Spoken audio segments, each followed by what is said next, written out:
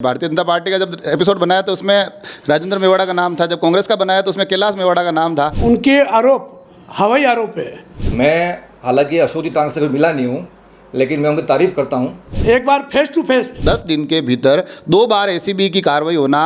नेता प्रतिपक्ष और विधायक महोदय की तरह हवा में बात नहीं करता हूँ। उसमें खुद इनके परिवार के बड़े भाई साहब, इनके राजू भाई साहब, वो भी शामिल है इसमें। इससे भी मैं उनको चैलेंज करता हूँ। सीधा सीधा आरोप है कि आपके संरक्षण में ये सब हो रहा था। वो जो आरोप लगा रहे हैं सब आरोप निराधार है। हमारा संस्कार है। आपका कहने का मतलब है कि उनको नगर की इन समस्याओं की चिंता कम और विधायक जी के फोटो और पोस्टर की चिंता ज़्यादा थी। माननीय विधायक महोदय द्वारा इस तरीके के पहले कई कृत्य कर चुके हैं। एक धरना प्रदर्शन करेंगे हम आमेठ में। पूरा राजनीतिक जो विवाद होते हैं आमेठ में क्षेत्र में, और विशेष तौर पर जब विवादों का एक केंद्र आप होते हैं, दूसरा केंद्र सुरेंद्र सिंह राठौड़ होते हैं, तो ये लड़ाई राजनीतिक होती है या कई बार ऐसा महसूस होता है कि ये व्यक्तिगत कोई लड़ाई का मामला पूरा चल रहा हो, इस प्रकार से स्थितियाँ पैदा हो जाती है। नमस्कार। इन दिनों अगर राजसमंद की खबरों में सबसे ज़्यादा किसी एक क्षेत्र का नाम आता है तो वो होता है आमेठ, और उस आमेठ का भी जब जब जिक्र आता है तो केंद्र में आ जाते हैं आमेठ नगरपालिका अध्यक्ष, नेता प्रतिपक्ष के वार प्रहार और विधायक जी के लगातार तमाम आरोप। और आज इन सभी आरोपों का जवाब देने के लिए आमेठ नगरपालिका अध्यक्ष कैलाश मेवाड़ा खुद सामने आए हैं, और न केवल उन्होंने प्रेस कॉन्फ्रेंस करते हुए सभी सवालों के जवाब दिए हैं, बल्कि जवाबी प्रहार करते हुए सीधे सीधे कुंभलगढ़ आमेठ विधायक को बड़ी चुनौती भी दे डाली। आइए इन सभी मामलों पर चर्चा करते हैं। अभी हमारे साथ है आमेठ नगरपालिका अध्यक्ष कैलाश मेवाड़ा। बातों की शुरुआत करें उससे पहले आज प्रेस कॉन्फ्रेंस करना, जिले भर के पत्रकारों को बुलाना और बड़े आक्रामक तरीके से बात करना, ये वापस कांग्रेस की एक जवाबी हमले वाली कार्रवाई लग रही थी आज।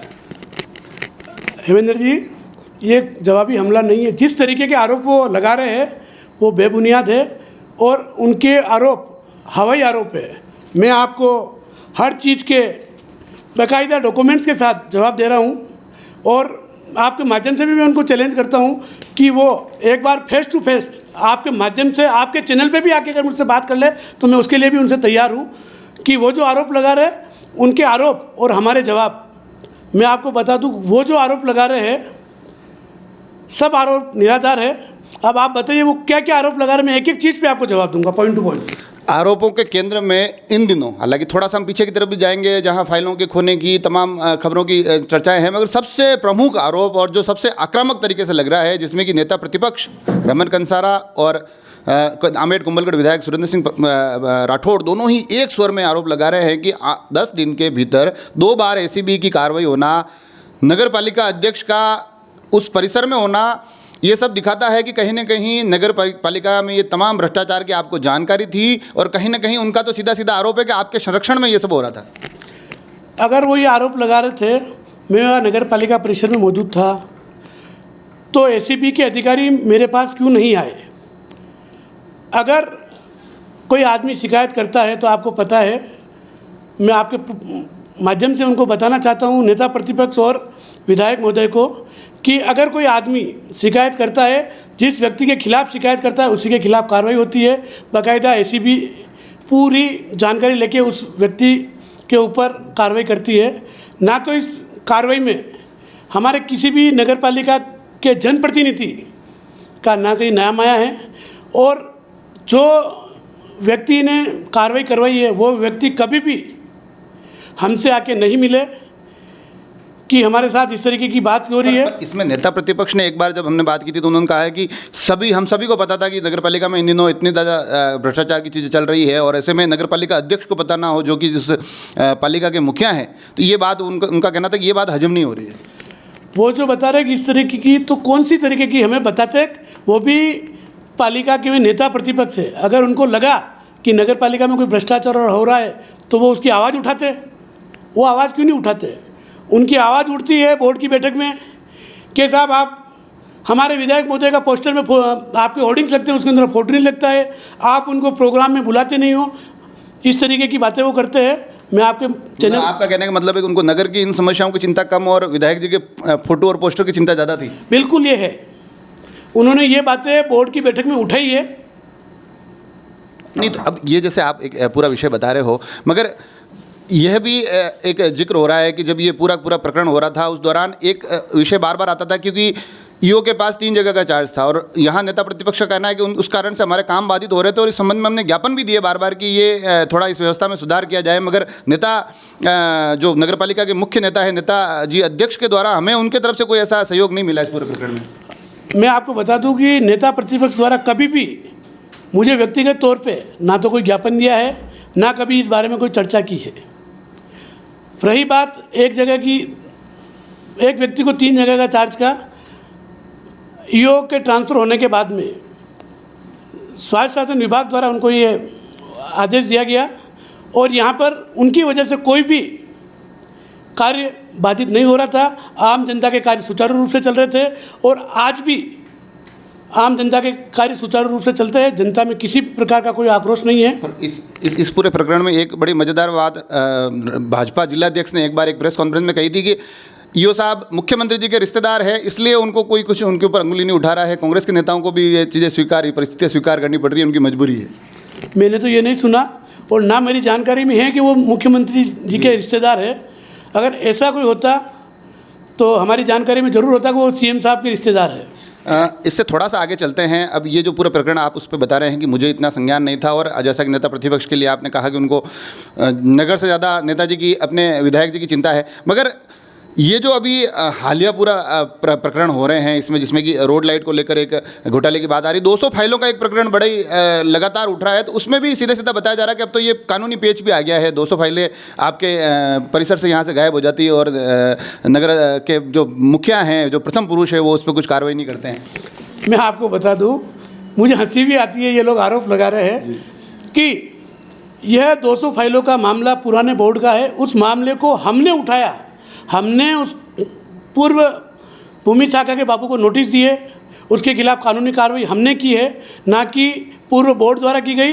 और पूर्व बोर्ड भाजपा का ही था और उनमें से जो आज ये ज्ञापन दे रहे हैं उनमें से 2-3 पार्षद ऐसे भी है जो पिछले कार्यकाल में भी पार्षद थे। तो ये पूरा प्रकरण जो सामने आया, तो उसके बाद नगरपालिका की क्या भूमिका रही है? इस 200 जो फाइलें ये खो गई है उसको लेकर नगरपालिका किस प्रकार से कार्रवाई कर रही है? मैं ये आपके सामने सारे डॉक्यूमेंट्स हैं कि सबसे पहले पुराने कार्यकाल में भूमि शाखा के बाबू को 2017 के अंदर नगरपालिका द्वारा नोटिस दिया गया, उसके बाद 2021 में दिया गया और जब प्रशासन शहरों के संग शिविर लगा तब सबसे पहले गाडुलिया लोहार की जो आबादी है वीर प्रताप कॉलोनी के नाम से, उन लोगों की पट्टे बनाने की बात आई। उन लोगों के पास हम गए, भाई आप पट्टे बनाओ, तब उन्होंने कहा साहब हमारे पास डॉक्यूमेंट्स नहीं है और ये हमारी स्टेट ग्रांट की फाइलें भी आज दिन तक नगरपालिका में ही हमें पट्टे नहीं मिले। पर आप कह रहे हैं हमने कार्रवाई की, मगर आप बता रहे हैं कि पहला नोटिस 2017 में दिया गया, तो तब तो शायद मेरे हिसाब से पिछला बोर्ड था। पिछला बोर्ड था, उस बोर्ड के अंदर उन्होंने क्यों उनकी बिना चार्ज लिए उसको पेंशन दी, उनकी ग्रेजुएटी दी, क्यों दी, ये तो पहला बोर्ड ही बता पाएगा। और उसके बाद भी उन्होंने उस व्यक्ति को पिछले 4 साल अपने बोर्ड में संविदा पर रखा है और उस व्यक्ति ने 4 साल नगरपालिका में कार्य किया है, उसके बाद भी उन्होंने उनसे चार्ज नहीं लिया। नोटिस देने के बाद भी वापस पुनः संविदा पर उनको काम यहाँ करवाया गया है। तो इस अभी हाल ही में कोर्ट के आदेश के बाद कोर्ट का स्वतः संज्ञान लेते हुए आपके नाम का भी जिक्र हो रहा है इस पूरी प्रक्रिया में। जिस तरीके की ये बात कर रहे हैं 200 फाइलों के अंदर कोर्ट के अंदर ये 200 फाइलों की मामला नहीं है। वह एक आरटीआई कार्यकर्ता छगनलाल जी चंदेल है, उनके द्वारा एक पूर्व पत्रकार गिरिराज सोनी के संदर्भ में कोई आरटीआई मांगी गई, उसके संदर्भ में उन्होंने कोर्ट में वो अप्लाई की है। बल्कि उन्होंने जो कोर्ट में जो अपील की है वो भी गलत है। जब किसी आरटीआई की सूचना आपको नहीं मिलती तो उसमें एक प्रोसेस है कि आप फर्स्ट अपील मुझे की, मैंने जब ईओ को लिखा तो ईओ द्वारा बाकायदा उनको एक जवाब दिया गया है, वो भी मैं आपको बता दूं कि आपके द्वारा जो सूचना चाहिए गई है वो। आज कागज़ तो पूरे लेके आए हो आप सारे के सारे। मैं नेता प्रतिपक्ष और विधायक महोदय की तरह हवा में बात नहीं करता हूँ, मैं बाकायदा हर चीज़ आपको कागज़ के साथ प्रूफ के साथ बताऊँगा। ये इसके अंदर लिखा हुआ है कि आप द्वारा छगनलाल जी चंदेल को ये लिखा 14/7/2022 का लेटर है, आप पढ़ लीजिए, बेकायदा पूरा उनको लिखा है जी। तो ये जो सारी चीज़ें चल रही है इन दिनों एक बड़ी राजनीतिक गलियारों में, कुंभलगढ़ आमेट के राजनीतिक गलियारों में एक बड़ी चर्चा होती है, लोग बड़ी चुटकी लेते हैं। कैलाश मेवाड़ा को इन दिनों भाजपा से भी लड़ना पड़ रहा है, कैलाश मेवाड़ा को इन दिनों कांग्रेस से भी लड़ना पड़ता है और उसके केंद्र में आ जाता है भभूत सिंह प्रकरण। ये पूरा मामला क्या है? वो आप तो उनके सम्मान की लड़ाई लड़ने गए थे, वहाँ उनके अपमान की खबरें बाहर आ गई। ये कोई मुद्दा नहीं है। हम विधायक महोदय के खिलाफ ज्ञापन देके आए। उसके बाद हम लोग हमारे ये क्या बोलते हैं, योगेंद्र सिंह जी के पनौतिया के अंदर शिविर था, वहाँ से शिविर से हम लोग सब साथ में आए। योगेंद्र सिंह जी भी हमारे साथ में थे। हमारे ब्लॉक अध्यक्ष जी द्वारा योगेंद्र सिंह जी को प्रदेश सचिव बनाने के उपलक्ष्य में सम्मान समारोह रखा, उसके लिए हम वहाँ इकट्ठे हुए थे। और सम्मान समारोह होने के बाद में जब एक लास्ट में सामूहिक फ़ोटो ले रहे थे, उस समय बब्बू सिंह जी नारे लगाते लगाते हम मेरे आगे आए, तो मैंने उनको हाथ से साइड में किया, तो उनको लगा कहीं मुझे मारी। ये है एक मिसअंडरस्टैंडिंग है, बाकी इस तरीके का कोई मुद्दा नहीं है। हाँ, अगर आपको लगता है कि मैंने उनको मारी, तो उस सभा में जितने भी लोग मौजूद थे आप उनसे पूछ सकते हैं। पर इस प्रकरण में कुंभलगढ़ विधायक कह रहे हैं कि मैंने तो उनको और सचेत किया, मैंने भारतीय जनता पार्टी को बोला कि अपने इस किसी प्रकरण में नहीं पड़ना है, बब्बू सिंह अपने ही भाई हैं, उनका ध्यान रखना है। मगर इस दरमियान बढ़िया हुआ कि वो जो मारपीट का मामला आ रहा है उसमें कांग्रेस के नेता है, नहीं तो ये आरोप भी मेरे ऊपर लगते हैं। मैं आपको बता दूं, माननीय विधायक महोदय द्वारा इस तरीके के पहले कई कृत्य कर चुके हैं। उनके खिलाफ पुलिस में भी मुकदमा दर्ज हुआ है, और लोगों को धमकाना इनके लिए नॉर्मल बात है। जैसा कि मैं आपको बता दूं, हंसी वाली बात रहेगी कि माननीय नेता प्रतिपक्ष के पिताजी है, उनको वो कई बार धमका चुके। रमन जी के पिताजी है नारायण जी कंसारा को विधायक महोदय कई बार धमका चुके। नहीं तो वो ये बस एक मेरे को ये लगता है, कई बार ऐसा लगता है कि आपने जैसे अभी प्रेस कॉन्फ्रेंस में भी एक धर्मशाला से जुड़ा हुआ मुद्दा उठाया, अभी आप ये डराने धमकाने का आरोप लगा रहे हैं, मगर ये लग रहा है कि भारतीय जनता पार्टी कम से कम इस मामले में तो आपसे आगे है कि कोई मुद्दा होती है वो लपक के उसके ऊपर माहौल बना लेते हैं। आप लोग माहौल बनाने में पीछे रह जाते हो, इसका मतलब? हम लोग माहौल इसलिए नहीं बनाते, हम गलत बातों का प्रचार नहीं करते। जब तक कोई चीज़ ऑथेंटिक नहीं हो तब तक हम किसी के सामने नहीं रखते। हम उनकी तरह फर्जी और हवाई बातें नहीं करते। इसका मतलब आपने जो अभी रमन जी की और ये बातें कर रही हैं ऑथेंटिक नहीं है? रमन जी की बातें ऑथेंटिक है। तो आपने उठाए नहीं मामले, भ्रष्टाचार के भी आपने उठाए नहीं ये मामले। पूर्व की बात है अभी की। वो हमारे ऊपर आरोप लगाने की बातें करें तो मैं बता रहा हूँ, हमारे ऊपर या तो वो किसी भी आरोप में या तो सिद्ध कर दे या कोई हमारी बता दे इसमें ये लोग शामिल थे। बल्कि मैं जो मुद्दे उठा रहा हूँ उसमें हर मुद्दे में ये शामिल थे। पर इन दिनों ये भी सुनने में आ रहा है कि जो कांग्रेस की जैसे जैसे आगे दावेदारियों का दौर बढ़ रहा है, वैसे वैसे लोग बता रहे हैं कि अभी योगेंद्र सिंह परमार भी बड़ी मजबूती से डटे हुए हैं, कैलाश मेवाड़ा भी बड़ी मजबूती से डटे हुए हैं, तो कहीं ना कहीं उनका आपसी टकराव भी इस एक पूरे प्रकरण में देखने को मिला। हमारे आपस में ऐसा कोई टकराव नहीं है, हम सब एक साथ हैं। हम आपके माध्यम से मैं आज भी बताना चाह रहा हूँ, कांग्रेस पार्टी किसी को भी टिकट देगी। मैं भी दावेदार हूँ, योगेंद्र भी दावेदार है, सूरज सिंह जी दसाना है वो भी दावेदारी कर रहे हैं, दिलीप सिंह जी राव भी दावेदारी कर रही है, और भी कई लोग दावेदारी कर रहे हैं। पार्टी जिस भी व्यक्ति को टिकट देगी, जो व्यक्ति सिंबल लाएगा, उसके साथ सभी पार्टी के कार्यकर्ता और दावेदार एक साथ मिलजुल के हम चुनाव लड़ेंगे, और यह सीट कांग्रेस के खाते में आएगी और बहुत बड़े मार्जिन से आएगी। आप पहले भाजपा में भी रहे, फिर निर्दलीय भी लड़े। ये जो पूरा राजनीतिक जो विवाद होते हैं अमेठ में क्षेत्र में, और विशेष तौर पे जब विवादों का एक केंद्र आप होते हैं, दूसरा केंद्र सुरेंद्र सिंह राठौड़ होते हैं, तो ये लड़ाई राजनीतिक होती है या कई बार ऐसा महसूस होता है कि ये व्यक्तिगत कोई लड़ाई का मामला पूरा चल रहा हो, इस प्रकार से स्थितियाँ पैदा हो जाती है?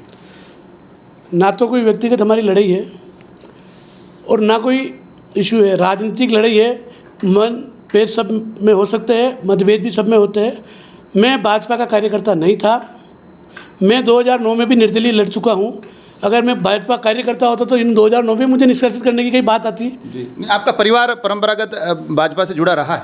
मेरे पिताजी और मेरे भाई आज भी, मेरे पिताजी पूर्व में भाजपा से नगर पालिका के चेयरमैन रहे, मेरे बड़े वाले भैया भी नगर पालिका में भाजपा से पार्षद रहे हैं, आज भी वो भाजपा में है।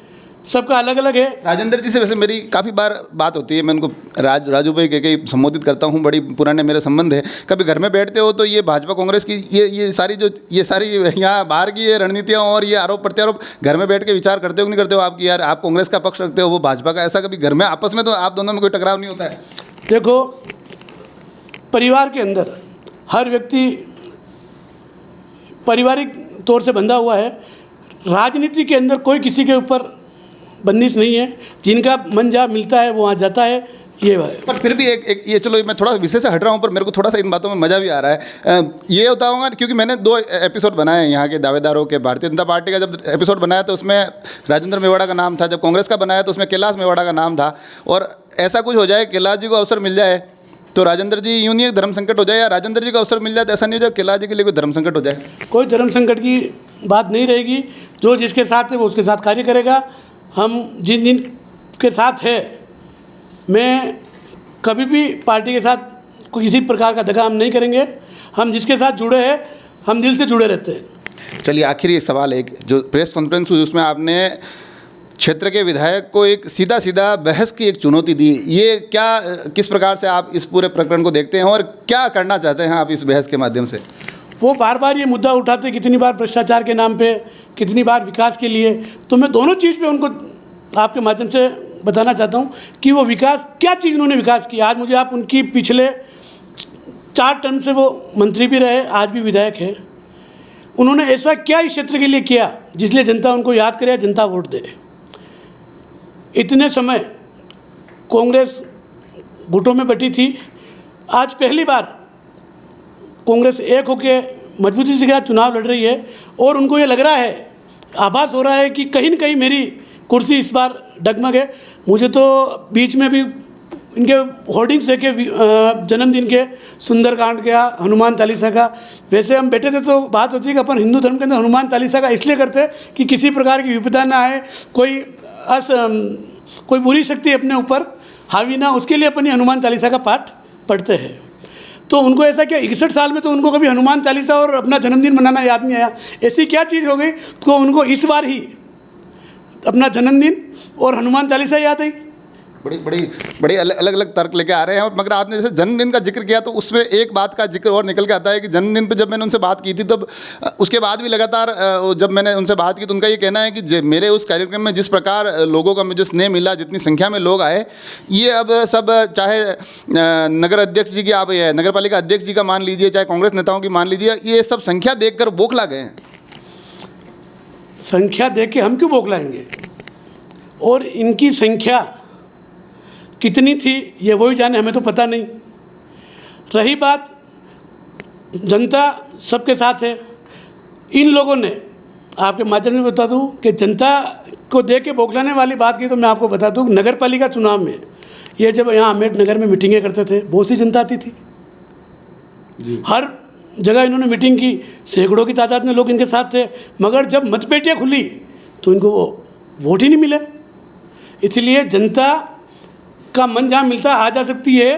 कैलाश मेवाड़ा के पास कौन सा तिलिस्म है कि भाई बीजेपी वैसे तो बहुत परचम लहरा देती है, लगातार पावर में रहती है, मगर चाहे कैलाश मेवाड़ा निर्दलीय हो, चाहे कैलाश मेवाड़ा कांग्रेस में हो, कैलाश मेवाड़ा के चक्रव्यूहों को नगर में भेद नहीं पा रही है भाजपा। ऐसा आपके पास क्या जादू, अशोक गहलोत को जादूगर कहते हैं, पर आपके पास कौन सा जादू है? ना तो कोई जादू है, ये अमेठ नगर की जनता का स्नेह और प्रेम और एक मेरे ऊपर आशीर्वाद है। उन लोगों ने 2009 में भी जब मैं निर्दलीय चुनाव लड़ा, मुझे अच्छे तरीके से समर्थन दिया और मुझे चेयरमैन बनाया। मेरा कार्यकाल जनता ने उस समय भी देखा।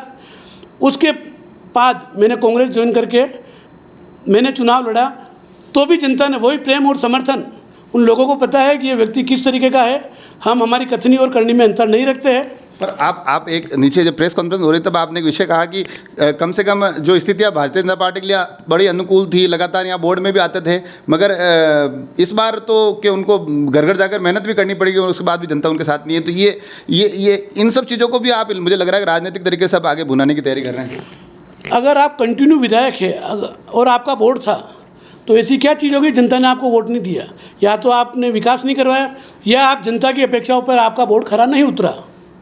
इसीलिए आपको घर घर, आपके साथ साथ माननीय सांसद महोदय को भी अमेठ नगर की गली गली और अमेठ की जनता ने उनको पहली बार रूबरू फेस टू फेस देखा कि ये हमारे माननीय सांसद महोदय है। ऐसा तो कुछ नहीं, सांसद है वो तो आते रहते हैं और क्षेत्र में लोग तो जानते ही हैं। रूबरू वाली तो मेरे को नहीं लगता है कि ये तो थोड़ी अतिशयोक्ति होगी। मैं आप बताऊँगा, उन्होंने अमेठ नगर पालिका के अंदर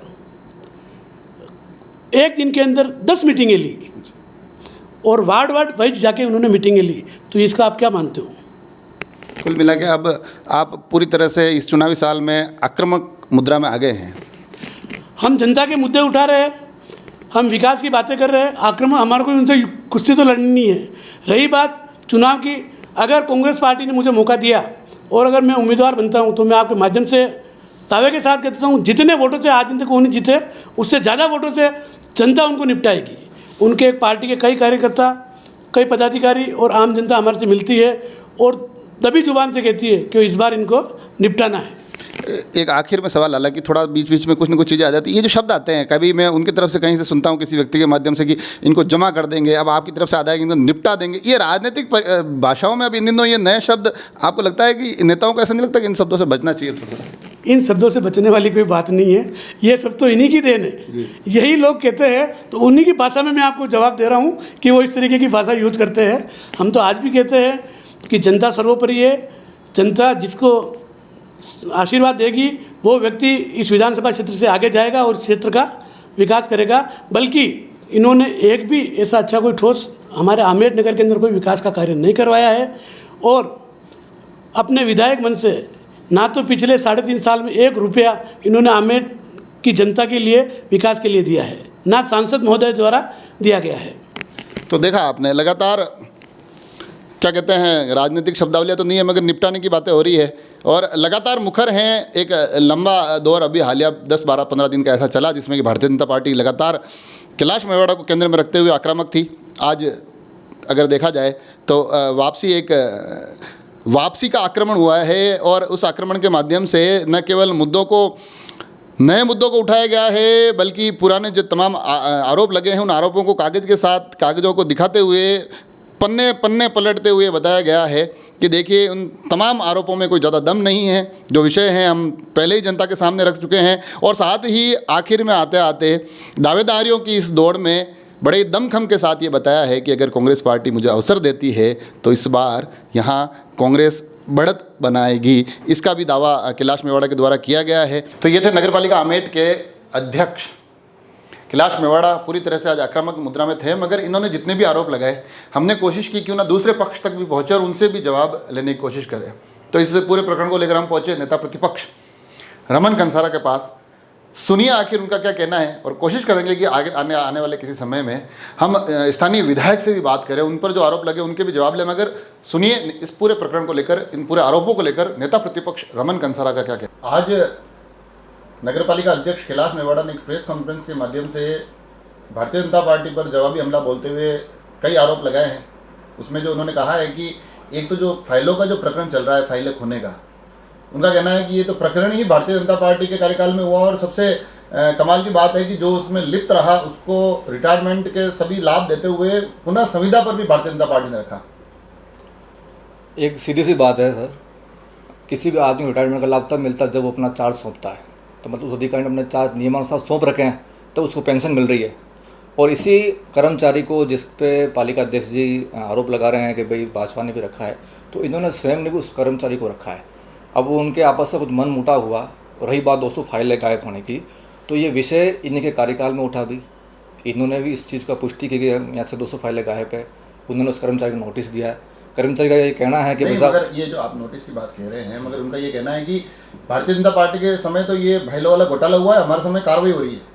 नहीं, ये या तो पूरी तैयारी करके नहीं आए हैं इस विषय पर और कुछ तथ्य वो छोड़ रहे हैं, वो जानबूझ के छोड़ रहे हैं या उनकी जानकारी में नहीं है। बहुत जल्दी हम इसका एक प्रेस कॉन्फ्रेंस करेंगे, एक धरना प्रदर्शन करेंगे हम आमेर में और इस चीज़ का पूरा हम स्पष्टीकरण करेंगे। उनका एक आरोप ये भी है कि विधायक लंबे समय से इस क्षेत्र से जीतते आ रहे हैं, मगर उसके बावजूद नगर को लेकर विधायक की कोई ऐसी गंभीरता दिखाई नहीं देती है। जल संकट एक बहुत विकराल रूप में है और विधायक किसी इस तरह से बिल्कुल कोई नगर के विकास में कोई योगदान नहीं कर रहे। नहीं, ये केवल राजनीतिक आरोप है।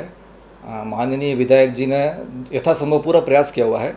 पूर्व में नर्मदा देवी जी का बागवान का जो कार्यकाल था उसमें 12 करोड़ की टंकी और पाइपलाइन बिछी थी आमेर में, जो अपने आज तक के इतिहास में सबसे बड़ा काम है पाइपलाइन का। तो वो अच्छा काम हुआ है, इससे बहुत से अनेक काम हुआ है। अब ये दुर्भाग्य की बात है कि सरफेस वाटर अपने आसपास में नहीं है और वर्तमान में जब भारतीय जनता पार्टी का बोर्ड नहीं बन पाया और आमेर की जनता ने कांग्रेस का राज देख, तो हो सकता है कि कांग्रेस को मौका दिया, लेकिन नगर अध्यक्ष आज कांग्रेस का है। उसके बावजूद ये स्थिति है कि बागेरी में पानी है, बागेरी की पाइपलाइन आमेर आती है, तो कैलाश जी मेवाड़ा साहब आज तक उसमें कुछ इम्प्रूवमेंट नहीं कर पाए। भाई आज उनको पता है कि सरफेस वाटर नहीं है, तो एक तत्काल फर्स्ट एड के माध्यम से भी मान लो बागेरी से मान लो भी 3 लाख लीटर पानी मिल पा रहा है। अनुबंध हो सकता है 4 महीने का हो, तो आज उसका राजनीतिक प्रभाव का फ़ायदा आमेर की जनता को नहीं मिल पाया। वो चाहते तो उसको 6 lakh litre 8 lakh litre CP साहब से बोलते। हालांकि ये डिमांड हमारे विधायक साहब ने बहुत बार की है। वर्तमान में गोसुंडी भी आए थे, तभी उनको कहा था कि भाई ये चीज़ें होनी चाहिए, लेकिन वो हुई नहीं। इस संबंध में आप पर भी एक आरोप लगाया गया है कि आप नगर के मुद्दे इतने नहीं उठाते हैं, न आपने पूर्व में जो नगर के जो विषय अलग अलग समय पर रहे हैं, चाहे वो आप भ्रष्टाचार के आरोप लगा रहे हैं, इसके बारे में भी आपने कभी बात नहीं की। आप पालिकाओं की बैठक में भी नगर के मुद्दों से ज़्यादा इस बात के लिए चिंतित दिखते हैं कि जो पालिका में पोस्टर बैनर लगाए जा रहे हैं कार्यक्रमों में, उसमें आपके विधायक जी दिख रहे हैं, नहीं दिख रहे हैं। ये तो पूरा मतलब कि गलत आरोप है। मेरे पास में कम से कम 25 ज्ञापन में अभी आपको बता सकता हूँ। हमने बोर्ड की बैठकों के अंदर कमेटियों का गठन से लेकर नगर में सीसीटीवी कैमरा लगाने के लिए, रोडों के लिए, पनघट के लिए अनेकों विषय पर हमने ज्ञापन दिए। इनका बड़प्पन इतना निम्न स्तर का हो चुका था कि इन्होंने ये इवन कभी कभी पत्रिकाओं में तो नेता पति उसका नाम भी नहीं होता था, तो हमको ये भी कहना पड़ा भाई साहब संवैधानिक रूप से नेता पति उसका नाम भी लगता है। मैं हालांकि अशोक जी तांग से कभी मिला नहीं हूँ, लेकिन मैं उनकी तारीफ़ करता हूँ। मैंने हाल ही में गणगौर उत्सव देखा, उस बंदे ने बड़प्पन के तौर पर पूर्व विधायक, वर्तमान विधायक सभी का सम्मान किया। ऐसी यहाँ चीज़ आमेट में कुछ भी नहीं है। पर एक जो विषय और निकल कर आ रहा है कि जो अभी भभूत सिंह वाला प्रकरण था, जो पहले गेंद कांग्रेस के पाले में थी, कांग्रेस उसका राजनीतिक लाभ लेने की कोशिश कर रही थी, अब अचानक से भारतीय जनता पार्टी के पाले में, अब भारतीय जनता पार्टी लाभ लेने की कोशिश कर रही है। मगर इस पूरे प्रकरण में उनका ये कहना है कि विधायक तो पूर्व में भी लोगों को धमकाते रहे हैं, और उसमें उन्होंने आपके पिताजी का भी जिक्र किया है कि आपके पिताजी को कई बार धमकाया उन्होंने। देखो, भारतीय जनता पार्टी एक परिवार है, नोक-झोंक भी हुई है। आज हम साथ बैठे हैं तो ये हमारा संस्कार है। आज हो सकता है कभी हम नोक-झोंक भी हुई हो हमारे पास में, लेकिन आज हम मिलकर काम कर रहे हैं, पार्टी के लिए काम कर रहे हैं और मिलकर काम कर रहे हैं, तो ये हमारे लिए बड़ी बात है। रही बात धमकाने की, हो सकता है उनका स्वभाव में कुछ चीज़ चुभी हो उसी को, लेकिन वो धमकाने की बात करे, आपने तो उनको मार ही दिया, तो उस पर वो क्या बोलेंगे पालिका अध्यक्ष जी? नहीं, उस पर उन्होंने कहा है कि मैं सिर्फ आगे से थोड़ा सा हटा रहा था, मारने जैसा ऐसा कोई प्रकरण हुआ ही नहीं है और ये हमारी पार्टी का मामला है और हम इसको सुलझा लेंगे। जो लोग वहाँ मौके पे मौजूद थे, जो प्रत्यक्षदर्शी थे, खुद भभूत सिंह जी खुद गवाह है कि उन्होंने मेरे साथ में कुछ अभद्र व्यवहार किया है, और उन्होंने जो धक्का नहीं दिया, एक अच्छे तरीके से उनके मतलब लगाया है कुछ। ये जो एक नया विषय भी आज निकल कर आया है, भ्रष्टाचार की, उन्होंने कहा कि भारतीय जनता पार्टी लगातार बातें कर रही है, मगर वो एक कोई श्रीराम धर्मशाला का बता रहे हैं कि उस पूरे प्रकरण पर आते आते भारतीय जनता पार्टी न जाने क्यों चुप हो जाती है। शायद उसमें विधायक जी लिप्त है, इसलिए भारतीय जनता पार्टी बोल नहीं पाती है। ये विषय तो वास्तव में समझ से परे हैं जो उठाया उन्होंने कैलाश जी चेयरमैन साहब ने। जहाँ तक मुझे इसका जानकारी है, और जानकारी मुझे पूरी तथ्यात्मक सही भी है, कि उसमें खुद इनके परिवार के बड़े भाई साहब, इनके राजू भाई साहब, वो भी शामिल है इसमें, मतलब खुद शामिल है। ये जो ज़मीन है श्रीराम धर्मशाला, जो गणपति एंटरप्राइज के नाम से है, वो 4 पार्टनरों के नाम से रजिस्टर्ड है, और उसमें खुद माननीय मेवाड़ा जी भी इसमें शामिल है। अब वो खुद शामिल होते हुए अगर कुछ आरोप लगा रहे हैं तो ये तो बिल्कुल समझ से परे बात है। या तो उन लोगों का स्वार्थ सिद्ध नहीं हो पा रहा वहाँ पर, या कोई इनके बन रही आपस में कुछ तालमेल कमी है, तो वो विषय देखो तथ्यों का विषय नहीं है, वो केवल लोगों को उलझाने का विषय है। एक उन्होंने आज बड़ी कमाल की बात कही है, उसमें उन्होंने कहा है कि अगर भारतीय जनता पार्टी को लगता है कि मेरे ऊपर इतने ही आरोप लगे हुए हैं और मेरा कार्यकाल इसी इतने उच्च स्तर का नहीं रहा है, तो मैं उनको खुली चुनौती देता हूं विधायक जी को कि आए और मेरे साथ कहीं पर भी, किसी भी चैनल पर या आमेट नगर के किसी भी चौराहे पर खुली सीधी बहस करें। विधायक जी की बात तो आप छोड़िए, उनसे बोलिए, आप मुझसे बहस कीजिए। उन्होंने कभी भी बोर्ड की बैठक साल में एक बैठक अलग वो बैठक नहीं कर पाते हैं, वो कभी अपने पार्षदों से रूबरू नहीं हो पाते हैं।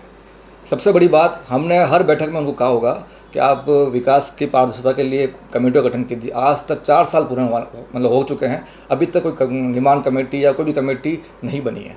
ऐसे कई विषय हैं जो विषय उनको खुद में सुधारना चाहिए, वो विधायक जी पर आरोप लगा रहे हैं, तो वो बिल्कुल अर्थहीन है, कोई विषय नहीं उसमें। पर ये एक जरूर समस्या वाला मामला बन रहा है कि भारतीय जनता पार्टी लगातार कैलाश मेवाड़ा को लेकर मुखर है, और इस पूरे प्रकरण में आप नगर परिषद के, नगर पालिका के अध्यक्ष के ऊपर तो आरोप लगा रहे हैं, मगर इस जनता के मुद्दों से इतना नहीं जुड़ पा रहे, जनता के मुद्दों की बात नहीं कर पा रहे।